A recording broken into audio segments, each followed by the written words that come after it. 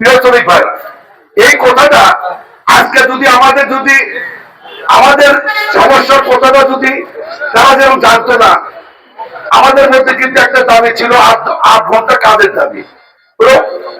শহর শ্রমিকদের জন্য যেরকম ছিল, আমাদের জন্য সমস্যা একই ছিল, তাই নাকি?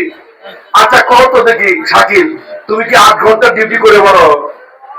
যখন তুমি টেকনাফ থেকে যখন গাড়ি ছাড়ো তেতুলে পর্যন্ত 8 ঘন্টা যেতে পারো, তাহলে একটা শ্রমিক যদি একটা পণ্যবাহী বলেন আর গণপরিবহনই বলেন, যদি শ্রমিক যদি গাড়িতে কর্মরত থাকে, সেই তার কি বিরামের প্রয়োজন আছে না? কিন্তু হয় না। এটা কি করতে হবে? ইনশিপমেন্ট করতে হবে।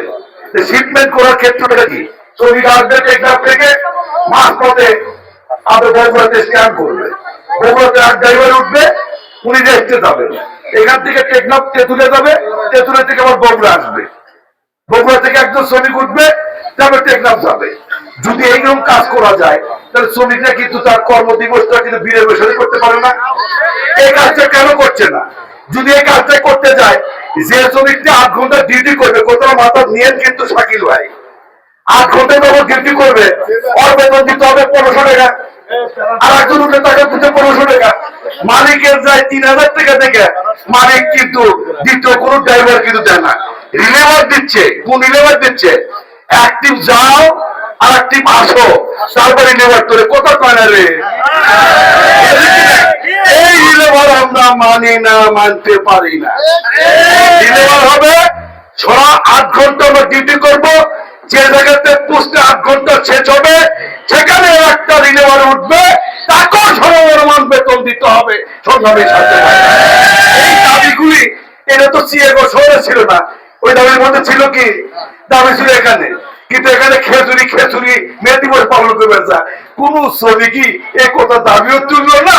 আমার মতো জনমন করেছে নেতা যারা আছে, মিলনপতি পরিষদ বর্তমান যারা আছে, তারাও কিন্তু কোনো কিছু মনেও করলো না। কথা ঠিক কিনা? এই কাজটির জন্য মে দিবস, খেচুরি খাওয়ার মে দিবস নয়, আনন্দ পরিবর্তন মে দিবস চলবে। নির্দিষ্ট কর্মপন্থা পরিকল্পনা কর্মসূচি বাস্তবায়ন করার পরে চলবে। আজকে রেলি করব, আলোচনা করব, দাবি তুলবো, সমস্যা কথা শুনবো। কোচ চালকরা বলবে কি কি সমস্যা, মাইক্রো চালকরা বলবে কি কি সমস্যা, ট্রাক শ্রমিকরা বলবে কি কি সমস্যা, সিএনজিরা বলবে কি কি সমস্যা, আমরা শুনবো, আমরা কোর্ট করব। আমরা সহসা ডিপার্টমেন্টের শ্রমিকদের দাবিগুলি, যৌক্তিক দাবিগুলি যাচাই বাছাই করে তাদের সাথে সংশ্লিষ্ট যারা মালিকরা রয়েছেন, যারা প্রশাসন রয়েছেন, তাদের সাথে আমরা দর কষাকষি করে সেই যৌক্তিক দাবিগুলো প্রাতিষ্ঠানিক রূপ দিব।